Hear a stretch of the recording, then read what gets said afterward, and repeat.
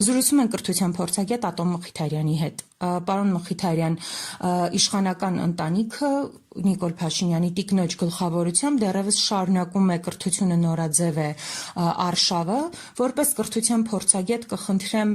ասեք, թե այս ընթացքում այս արշավը կրթության վրա առհասարակ ինչ դրական ազդեցություն է ունեցել, եթե ոչ հակառակը։ Ուրեմն երկու բան պիտի ասեմ, առաջինը դա իսկապես արշավ է, քարոզ արշավ է, բայց որևէ կապ չունի կրթության հետ, սա առաջինը, որովհետև ինձ բազմաթիվ զանգեր են եղել ուսուցիչների կողմից, որոնց տիպողաբար, երբեմն նաև խաբելով տարել են այդ հանդիպումներին, որտեղ Մովսես Խորենացուց ողբի մի հատված իրենց ընթերցում է կատարվում, այսպես արդեն ռիտուալ է դարձել դա, եւ հետո քննարկում կրթության մասին, բայց դա իրականում քարոզարշավ է սկսված ընտրություններից առաջ։ Ի նկատի ունեմ պարլամենտական ընտրությունները, որոնք չի բացառվում, որ կարող են լինել նաև 2025 թվականի ընթացքում։ Իսկ երկրորդ, արդյոք կրթության վրա դա որևէ ազդեցություն ունենում է, այո, ունենում է բացասական իմաստով, որովհետև այնպիսի մարդիկ են խոսում կրթության կարևորության մասին, որոնք կրթությունից կիլոմետրերով հեռու են, եւ դա չի կարող իր ազդեցությունը բացասական իմաստով չունենալ կրթության վրա,